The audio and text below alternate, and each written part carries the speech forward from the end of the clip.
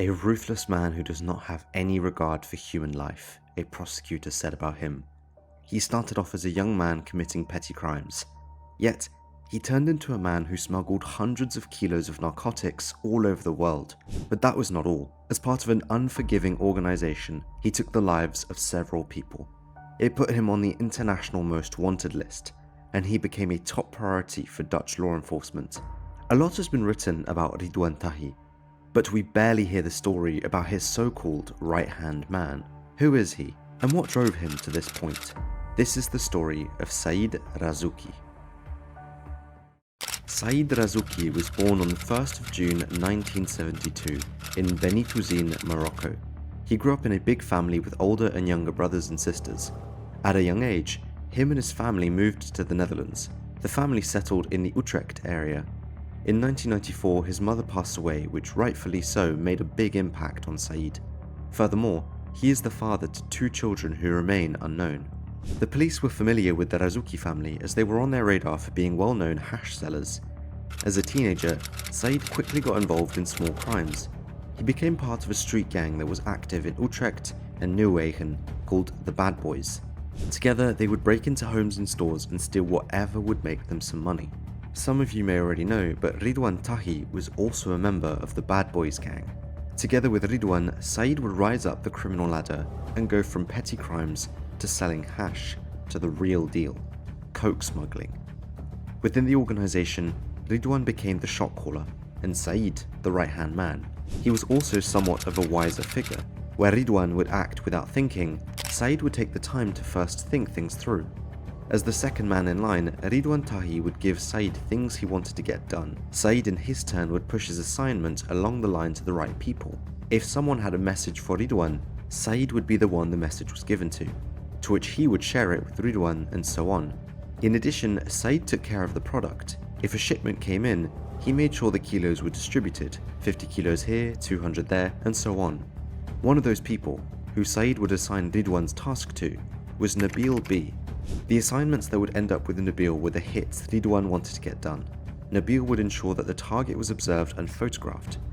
He would also make sure that the getaway vehicles and the weapons were ready. Basically, he delivered the whole package for a hit except the hitters. In 2016, there was a lot of turmoil in the underworld of Utrecht. Saïd and Ridouan became enemies with Ebrahim Buzhu. Buzhu provided police statements about their organization. If you have not already, be sure to check out my video about Buzhu too.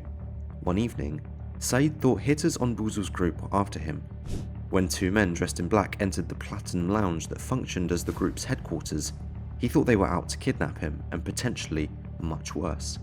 They did neither, but Saïd just knew they were after him and sought revenge. At that point in time, Buzhu knew he was a target and laid low. Saïd and Ridouan therefore chose to go after someone from his camp, Ranko Shetic. Nabil received a message from Saïd that was sent by Ridouan. Wherever that dog may be, immediately take action. And so they did. On the 21st and the 22nd of June, Nabil observed Ranko.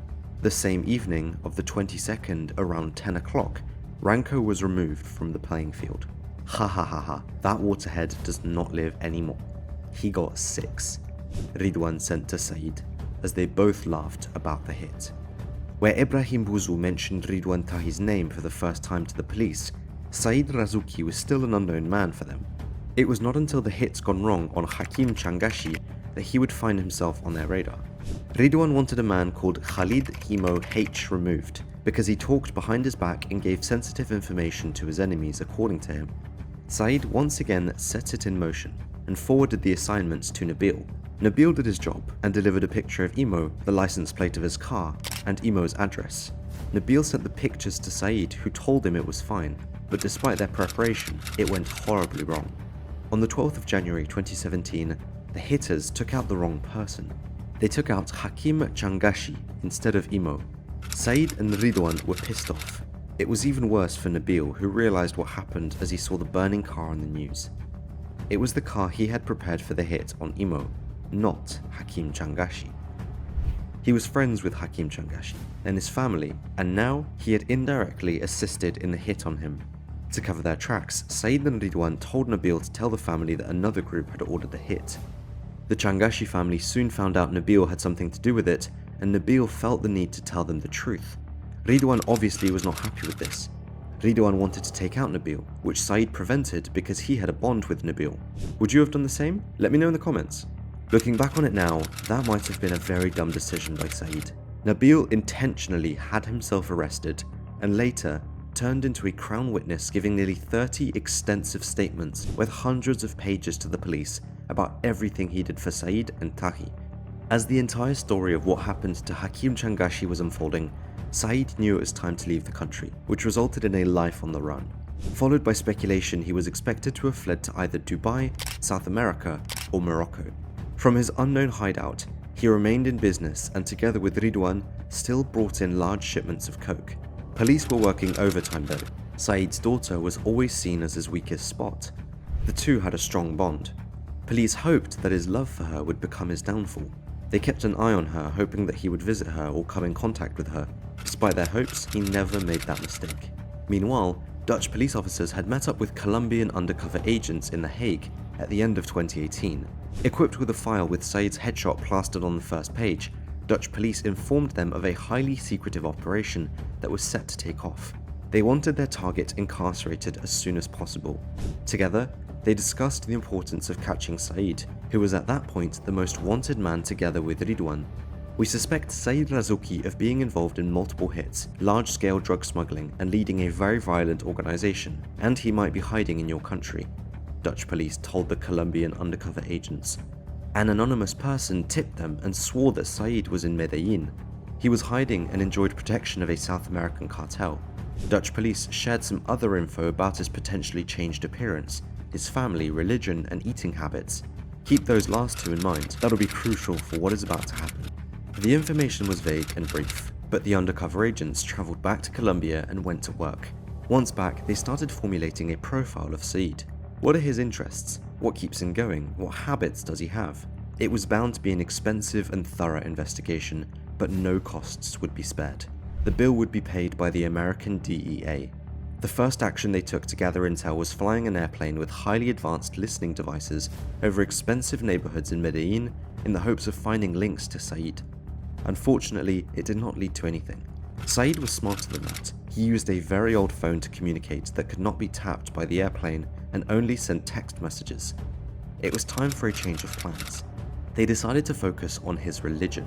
Saïd has always been a religious man, visiting mosques frequently. In Medellín, there are just 3 mosques, easy to observe and potentially a high chance of seeing Saïd there if he was really in Medellín. However, for weeks on end, no sign of him. And just when they wanted to quit, they saw an older man covered with a cap on, a hoodie and glasses exiting a taxi near the mosque. They decided to follow the man. 2 times they lost sight of him in the ever-busy traffic in Medellín. The 3rd time, they were finally able to follow the person till their end destination, a high-rise building in Sabaneta. With over 300 apartments and a ton of security, as well as cameras, it was hard to get any closer without the man noticing. It was decided to rent 2 apartments that overlooked the building their person of interest was located in. The man only left his apartment on Friday to go to the mosque. They also noticed that the man ordered halal food quite often. All the evidence they had pointed towards the man potentially being Saïd. The Colombian undercover agents were in close contact with Dutch authorities that had nearly 200 people working on the case. After 11 long months of hard work, they finally hit the jackpot.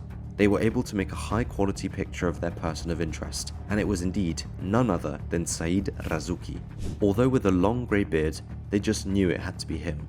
They installed listening devices near his window and overheard him speaking about potentially moving out of the country. All alarm bells rang. If they wanted to catch him, they had to act fast.